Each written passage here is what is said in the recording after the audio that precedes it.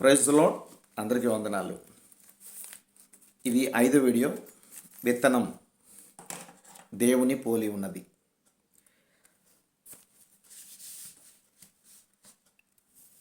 దేవునికి స్తోత్రం.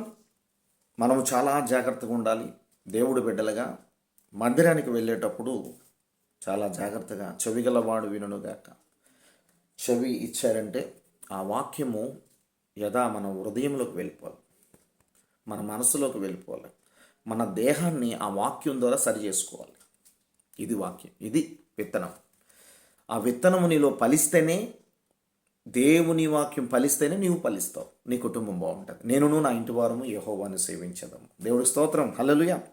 అయితే మీకు ఒక మాట చెప్తాను, ఒక మంచి మాట మీతో చెప్పాలని ఆశ కలిగిన. దావీదు గారు మీకు ఐడియా ఉంది కదా, చాలా మంచి భక్తుడు. ఆయన ఒక మాట చెప్తారండి, దేవుని కోసం చాలా మంచిగా బ్రతికి అనుకోకుండా త్రోవ కాసి ఇలా చూసి, అంటే త్రోవ అనగా లోకం కాసి చూసి పడిపోయాడు. తర్వాత చాలా బాధలు పడ్డాడు. మళ్ళీ సేవకుడు వెళ్ళి నాతాన్ గారు చెప్పిన మాటలు బట్టి ఎంత భక్తుడైపోయాడంటే మహాభక్తుడైపోయాడు. ఆయన ఒక మాట అంటున్నాడు చూడండి. 2 సామ్యుయేల్ 7వ అధ్యాయము 29వ వచనం చదువుతున్నాను.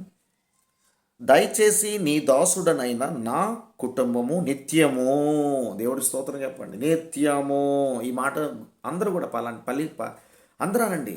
నిత్యం స్తుతించిన నీ రుణము తీర్చలేను, సమస్తము నీకిచ్చిన నీ త్యాగం మరువలేను.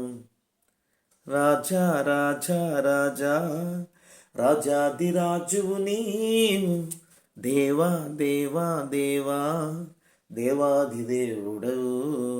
ఈ మాట ప్రతి ఒక్కరూ నిత్యము ఆయన పాటలు పాడుతున్నాడు. నిత్యము నాతో ఉన్న దేవుడానండి, నిత్యము నా కుటుంబం దీవించబడుతుంది అనుకోండి. ఈ వీడియో చూసిన ప్రతి ఒక్కరు హల్లెలూయా. సబ్స్క్రైబ్స్ ప్రతి ఒక్కరు కూడా, ఈ వీడియో చూసిన ప్రతి ఒక్కరు, భక్తులందరూ కూడా, ఇంకా దేవుణ్ణి నమ్ముకోలేని వారు కూడా, నీకు విశ్వాసం దేవుడిపై ఉంటే, నజరేయుడు యేసు ప్రభు దేవుడను నువ్వు నమ్మితే నా కుటుంబాన్ని దీవిస్తాడు, బాధలు శ్రమలు ఈ లోకం నుంచి విడుదలిస్తాడు అని అనుకుంటే నువ్వు కూడా తలుచుకో. ఆయన రక్షణ భాగ్యాన్ని పొందుకొని యథార్థంగా బ్రతుకు, ఖచ్చితంగా నిత్యము నీతో ఉంటాడు ఆయన. అయితే ఇక్కడ చూడండి మరొకసారి, 2 సామ్యుయేల్ 7వ అధ్యాయము 29వ వచనం. దయచేసి నీ దాసుడనైన నా కుటుంబము నిత్యము నీ సన్నిధిని ఉండునట్లుగా దానిని ఆశీర్వదించుము.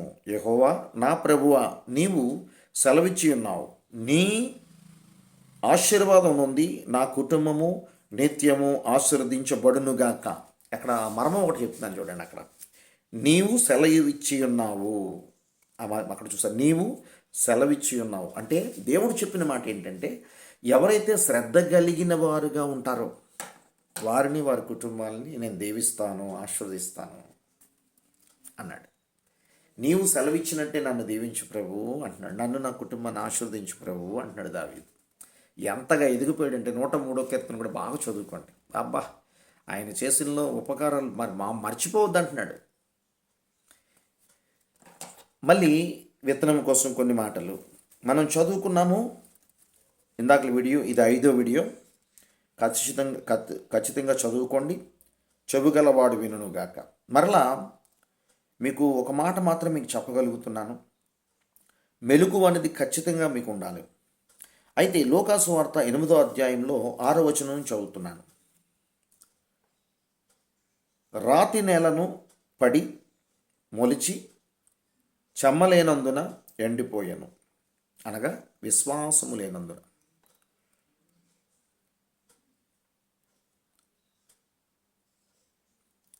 ఎండిపోయాను. మరి చూడండి ఏమైందంటే, ఇక్కడ మరికొన్ని రాతి నేల నుండి మొలిచెను, చెమ్మలేనందున ఎండిపోయింది, అనగా విశ్వాసము లేదు, దేవునిపై నమ్మకము లేదు. చాలామందికి దేవుని వాక్యం వింటారు కానీ విశ్వసించరు. దేవుడు నడిపిస్తాడరా, పోషిస్తాడరా, కాపాడుతాడంటూ కూడా నమ్మరు. దేవుడు దీవెనలు ఎలా ఉంటాయి తెలుసండి. మీరు సామెతలు 28-20 చదువుకోండి. నమ్మిన వారికి దీవెనలు మెండుగా ఉంటాయండి. దేవుడికి స్తోత్రం. ఇక్కడ 13వ వచనం చదువుతాను చూడండి. లూకాసు వార్త 8వ అధ్యాయం 11వ వచనం. 13వ వచనం. రాతి నేల నుండి వారెవరనగా వినునప్పుడు వాక్యమును సంతోషంగా అంగీకరించువారు కానీ వారికి వేరు లేనందున కొంచెము కాలము నమ్మి శోధనా కాలమున తొలగిపోవుదురు. వేరు లేదు అంటే విశ్వాసం లేదు వారికి. ఇలాంటి వారు ఎలా ఫలిస్తారు చెప్పండి? వాక్యం వింటున్నారు. ఈరోజు ఎంతమంది అయితే సంఘాల్లో దేవుని వాక్యం వింటున్నారు? మీరు త్రోవ పక్కన పోయేవారిలా ఉన్నారా? త్రోవను చూసేవారిలా ఉన్నారా? వాక్యం విని విశ్వాసం లేకుండా ఉన్నారా?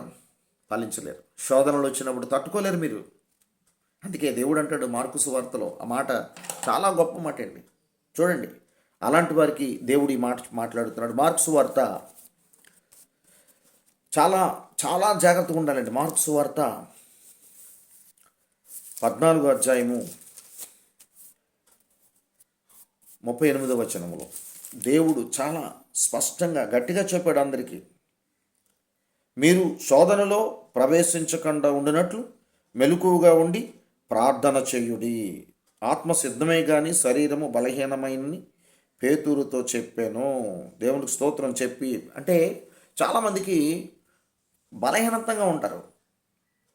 ఎప్పుడైతే పిలిప్పు మన పౌలు గారు కూడా, నేను ఎప్పుడు బలహీనున్నా అప్పుడే బలవంతుడు అన్నాడు.